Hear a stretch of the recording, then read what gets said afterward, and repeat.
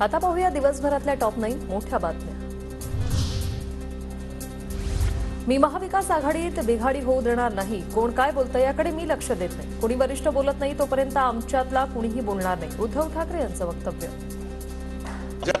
आघाडीमध्ये बिघाडी मी होऊ देणार नाही आणि म्हणून मी कोण काय बोलतो याच्याकडे लक्ष न देता जोपर्यंत काँग्रेसचे जे प्रमुख अध्यक्ष आहेत त्यांचे प्रमुख नेते आहेत ते जोपर्यंत आमच्याशी बोलत नाही तोपर्यंत मी याच्यावरती किंवा माझ्याकडनं कोणी याच्यावरती भाष्य करणार नाही। पंचेसोबत आमची बोलणी सुरू। 1-2 दिवसात राऊत आणि वंचितचे नेते एकत्र बैठक होईल। 12-12च्या फॉर्म्युला असा कोणताही नाही। उद्धव ठाकरे यांची माहिती।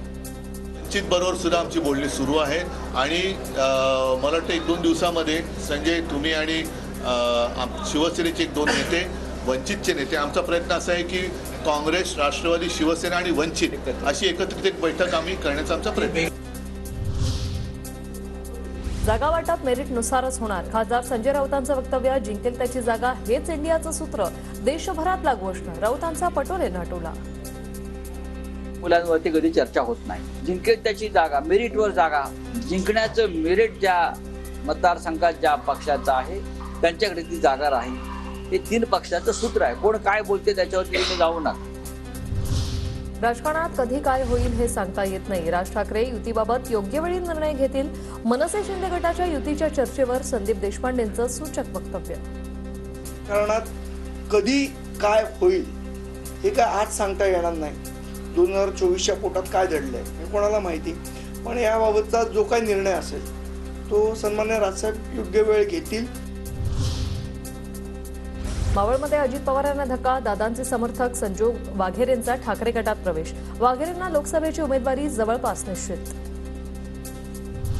देशाची भूक भागवणारा आत्महत्या करतोय। शेतकरी अस्वस्थ आहे। त्यांचा आवाज दिल्लीपर्यंत पोहोचवण्यासाठी आक्रोश मोर्चा। शरद पवारांची मोदी सरकारवर टीका। शेतकऱ्यांच्या सुखदुःखाची समज असून त्यांच्या वेदनांचा आवाज हा दिल्लीपर्यंत पोहोचावा या हेतून हा आक्रोश मोर्चा। हवा बहुत तेज है। अजित राव टोपी उड जाएगी असं म्हणत राऊतांचा अजित पवारांना टोला। कोल्हे बेईमान झाले नाहीत म्हणून त्यांना पाडणार का असाही विचारला सवाल। तेज चल रहा है अजित राव,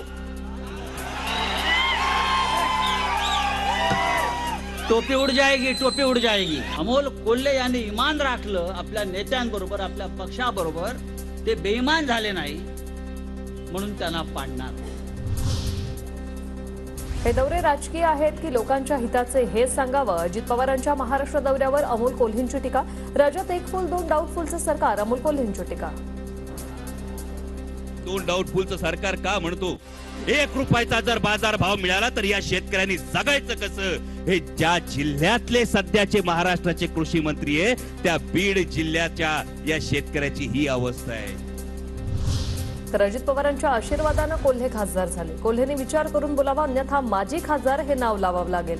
नितेश राणेंची अमोल कोल्हेंच्या वक्तव्यावर टीका। दादांच्या आशीर्वादामध्ये या कोल्हेच्या पुढे खासदार हा शब्द लागलाय। त्या आधी दादाला तू अजून जेवढे म्हणजे त्यांच्यावर तू बोलत बसशील तेवढंच माझी खासदार हे लावण्याची वेळ अजून लवकर येईल।